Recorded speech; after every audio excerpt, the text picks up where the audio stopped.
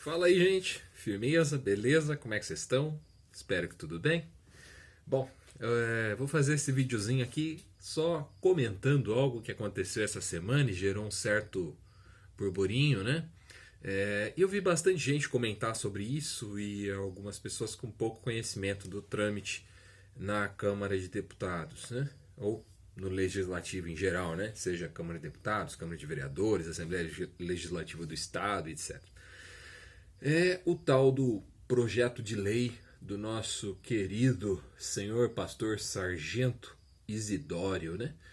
Se trata do projeto de lei, eu estou lendo aqui, tá, pessoal? 4.606 de 2019. O que aconteceu com esse projeto de lei é que ele foi aprovado em regime de urgência. Isso significa que você passa à frente na fila, né? Quando você aprova um projeto em regime de urgência ou aprova o pedido de urgência, né, que é a primeira parte desse processo, é você pedir que o processo entre em regime de urgência, ou seja, que ele fure a fila, porque é algo muito urgente, etc. Né? E aí você faz essa solicitação, né, que o projeto tramite em regime de urgência, para ser mais acelerado. Né? É um requerimento de urgência, se chama. E aí você apresenta isso à mesa diretora e a mesa diretora pode acatar esse pedido ou não acatar esse pedido, falar não, entra na fila junto com todo mundo, porque isso não é urgente. Nesse caso, a mesa diretora da Câmara de Deputados acreditou que esse projeto de lei, era de fato urgente ao ponto de entrar num regime de urgência.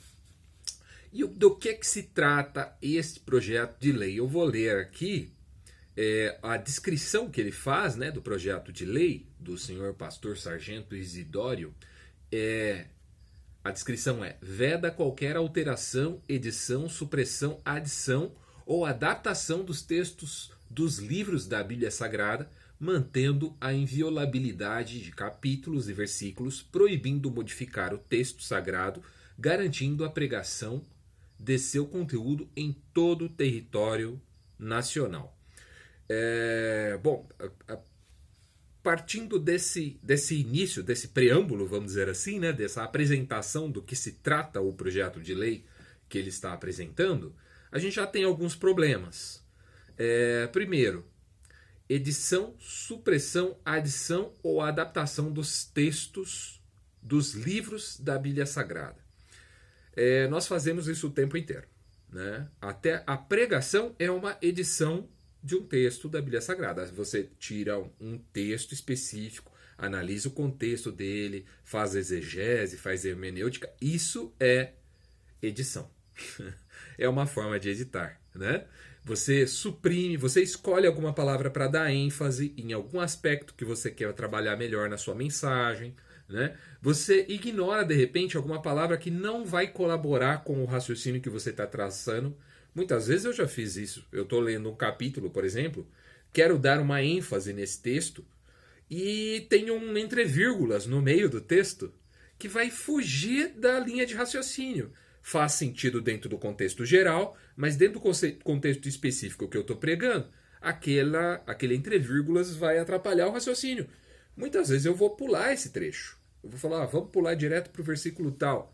Por quê? Porque é uma edição. Eu estou fazendo uma edição para extrair da escritura algo que eu quero tratar, um assunto que eu quero trabalhar, certo? Então, toda pregação é uma edição do texto bíblico. É uma adaptação, é uma supressão, é uma adição, é tudo isso aqui que ele está dizendo que não pode. Curiosamente, ele fala da inviolabilidade de capítulos e versículos. Aí tem um outro problema. Além das Bíblias não terem todas os mesmos livros, né? Nós temos Bíblias católicas com mais livros do que as Bíblias protestantes, evangélicas, pentecostais, etc. E nós temos as Bíblias ortodoxas que têm mais livros ainda do que as Bíblias católicas também. Então, a Escritura Sagrada ela foi tratada ao longo da história pela tradição da igreja. Né? E é a tradição quem diz quais livros fazem parte da Escritura Sagrada. Ela não desceu num pergaminho do céu, né, pronta, já com toda a seleção, e também não desceu do céu com sua divisão de capítulos e versículos. Tanto que, por exemplo, a Bíblia Católica tem um salmo a menos do que a Bíblia Evangélica, né? Há um salmo que é emendado na Bíblia Católica. Então nós temos diferença sim de capítulos e de versículos entre as Bíblias, porque essa é uma edição posterior. Os versículos foram colocados, a divisão por capítulos e versículos foi colocada para facilitar a localização dos trechos, certo? Quando você vê lá Jesus citando os profetas, por exemplo, ele simplesmente diz, como disse o profeta, já dizia o profeta acerca de vocês. E ele manda o trecho. E aí o cara conhece ou não conhece. Você não vai ver em nenhum momento a Bíblia, Jesus ou qualquer outro apóstolo, né, autor do Novo Testamento, dizendo, como diz lá em Isaías 53. Né? Você não vai ver essa citação dessa forma, né? Ele vai dizer, bem disse Isaías. E aí já solta a citação. E, curiosamente, olha só, quando os autores do Novo Testamento vão citar o Antigo Testamento, muitas vezes eles citam editado. Muitas vezes eles citam o trecho pulando uma palavra, ou citam numa interpretação daquele texto, porque a gente não vai encontrar originais exatamente com a mesma redação que eles estão citando, e isso acontece frequentemente. Então, a escolha das palavras nem sempre é o mais essencial, o mais importante, mas sim a ideia que ela contém. Então, quando Jesus vai citar os profetas, quando Paulo vai citar os profetas, quando o autor de Hebreus vai citar os profetas, eles não estão preocupados com a redação ipsis literis do rolo dos profetas, mas sim com a ideia que está traduzida ali, né? Então a gente vai encontrar isso em diversas passagens no Novo Testamento. E, como já disse, os versículos e os capítulos sequer se encontram nos originais. São coisas modernas criadas para facilitar a localização dos textos. Beleza? Bom, vamos lá então para o que seria o decreto do Congresso Nacional, né? Que o projeto de lei propõe. Curiosamente, tem artigo 1 e artigo 3º. Artigo 1º e artigo 3º. Provavelmente houve uma edição, e uma edição meio desastrosa aí, que ceifou o artigo 2º. Mas vamos lá. Fica vedado em qualquer alteração, edição, adição ou aos textos da Bíblia Sagrada, composta pelo Antigo e pelo Novo Testamento, em seus capítulos ou versículos, sendo garantida a pregação do seu conteúdo em todo o território nacional. Basicamente, ele está repetindo a redação da abertura. Com um detalhe curioso, né, que está citado lá na abertura e aqui também, garantir a pregação em todo o território nacional. Isso já é previsto por lei, né? Na verdade, é previsto por lei a liberdade religiosa, a liberdade de culto e a liberdade de pregação. Se eu digo que é proibido alguém editar a Bíblia e pregar de uma forma diferente daquela que eu prego e daquela que eu acredito, eu estou impondo uma restrição a essa pessoa. E isso pode ser interpretado como intolerância religiosa, né? Eu tenho o meu livro sagrado, né? Mas uma outra pessoa pode ter o livro sagrado dela.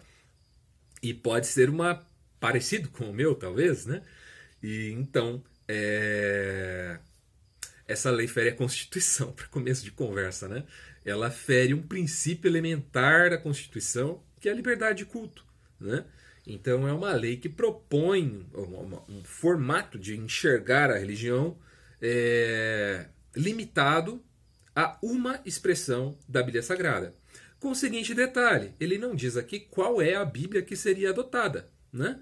Porque nós temos Almeida, as Bíblias da Sociedade Bíblica, né? Que vem da tradução Almeida, que é de um tradutor português, uma tradução muito antiga que foi sendo atualizada ao longo do tempo e até chegar na NTLH, né? E nós temos NVI, NVT, paráfrases como a Bíblia A Mensagem, elas não têm exatamente a mesma redação. Na Bíblia A Mensagem, inclusive, tem versículos que o autor emendou os versículos, porque ele segue um fluxo de ideias que não deveria haver uma quebra entre eles, então ele emenda. O Eugene Peterson, né, que fez a edição da Bíblia A Mensagem. É uma paráfrase.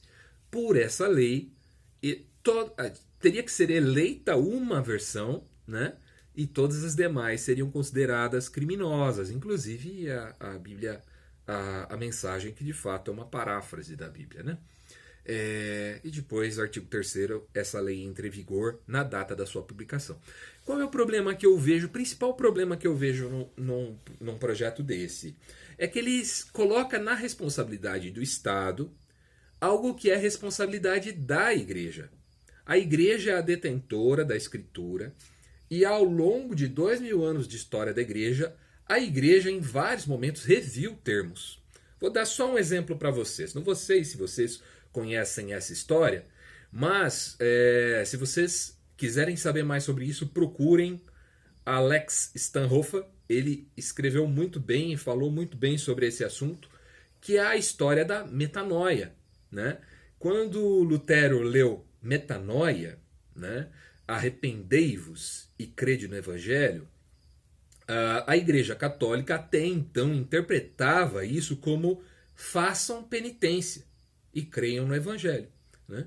E Lutero foi o cara que falou, não, pera, metanoia não é sobre fazer penitência. A metanoia é sobre ter uma transformação de conduta, uma mudança de coração.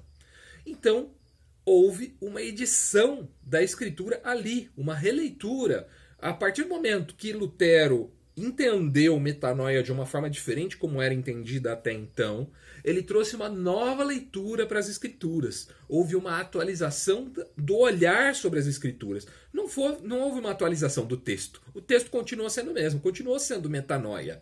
Porém, houve uma atualização do olhar para o texto bíblico. E a partir dessa atualização do olhar, as traduções passam a interpretar, né, porque toda tradução é uma interpretação, as traduções passam a interpretar esse texto de uma forma totalmente diferente. Então, limitar esse exercício de leitura dos textos originais e trazer coisas desse texto original para uma nova tradução, uma tradução que contemple de uma forma mais bem adaptada o texto original, a nossa realidade, a nossa linguagem, a nossa forma de viver e de ser, né? Seria limitar o trabalho teológico, o saber teológico. O tempo inteiro a gente relê a Escritura, por quê? Porque eu não tenho mais a mesma conduta e a mesma forma de leitura do João Ferreira de Almeida. Quando ele utilizou determinada palavra, para ele, naquele contexto, aquela palavra que ele usou na tradução tinha um significado. Hoje, para mim, a palavra que ele utilizou na tradução tem outro significado, né? Então, ao longo da história, a Bíblia as versões vão sendo atualizadas, não para distorcer o sentido original, mas para que se preserve o sentido original dentro da linguagem que foi atualizada. Hoje nós não falamos mais como João Ferreira de Almeida falava, né? Então é interessante que a Bíblia seja traduzida novamente para a linguagem que nós utilizamos. Porque a linguagem que Jesus utilizou era a linguagem das ruas, era a linguagem informal, não era uma linguagem formal como nós tendemos a acreditar quando lemos uma versão antiga. A questão é, quando João Ferreira de Almeida traduziu a Bíblia daquela forma, aquela era a linguagem informal. Era daquela forma que as pessoas conversavam de fato. Elas usavam todas aquelas dar-se-vos-á, né? Fartar-vos-ei, né? E hoje a gente não utiliza mais esse tipo de expressão e esse tipo de recurso linguístico, certo? Qual é o grande problema disso tudo? Tá, falou de um monte de coisa, de um monte de questões burocráticas de lei, mas qual que é o risco, né? Qual que é o problema, então, dessa lei? Bom, o problema de a gente atribuir para o Estado algo que é responsabilidade da Igreja, é que nós estamos entregando de bandeja a responsabilidade sobre as Escrituras. Você já parou para pensar que amanhã pode assumir o governo um presidente que não tem lá grande apreço pela Igreja Evangélica? E aí ele determina que a Bíblia que vale é a Bíblia do Zé das Couve, né? Qualquer Bíblia. E aí a igreja passa a ser proibida de utilizar a Bíblia que está acostumada e passa a ser obrigada a utilizar outra Bíblia por força dessa lei aqui proposta, talvez até numa intenção ingênua do senhor pastor sargento Isidório. Então, entregar esse domínio, esse poder, essa autoridade para o Estado é algo muito perigoso para a gente. Nós que cremos que Jesus voltará, cremos que haverá uma perseguição da igreja nesse processo, a tal da grande perseguição, seria prudente nos manter a Bíblia sob nossa tutela, manter as escrituras sob nossa tutela. Imagine, a gente, pensa bem, a gente está entregando a nossa maior riqueza para o Estado decidir como ela vale e como ela não vale. E aí o Paulo On fez até uma brincadeira, ele falou, será que vão criar um conselho de teólogos notáveis, né, para avaliar se a leitura está correta, se a interpretação está correta, e aí o Congresso vai decidir isso? Ou será que isso vai subir para o STF e quem vai decidir são os magistrados? Como é que isso vai funcionar? Como é que isso vai... A lei não prevê, né, e nem dá nenhuma sinalização nesse sentido. Então é uma lei frágil, né, fraca no sentido mesmo de ela não é muito clara, e ela abre uma brecha para que nós sejamos perseguidos por causa da nossa leitura bíblica. Entende? Pau que bate em Chico, bate em Francisco. Você acha que é uma lei que nós estamos criando, dizendo que a nossa Bíblia é a única verdadeira, é a única que vale. E aí um outro governante assume lá e ele é, sei lá, Mormon. Pronto. A Bíblia que vale é a Bíblia de Mormon. O livro de Mormon é a Bíblia, né? Então, vamos ter um pouquinho mais de prudência. Às vezes a pessoa é até bem intencionada, tal, né?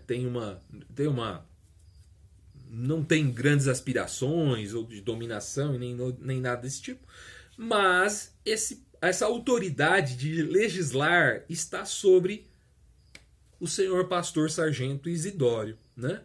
Então, inclusive quando nós formos votar, vamos nos preocupar com isso, né? Em colocar pessoas capacitadas para que aquilo que for proposto, né? A gente tem eleição em breve aí, né? E vamos eleger também para o legislativo. Vamos nos preocupar em quem nós votamos para o legislativo, para que essas pessoas sejam pessoas que saibam o que estão fazendo, para de repente não fazer como o senhor pastor sargento Isidório fez aqui, entregando a autoridade sobre a nossa maior riqueza nas mãos do Estado brasileiro. Me desculpe, mas isso não faz sentido e eu não abriria a mão da livre interpretação das escrituras, que, por sinal, é uma conquista da Reforma Protestante. Beleza, queridos? Uma boa noite a todos. Fiquem com Deus. Até mais. Tchau, tchau.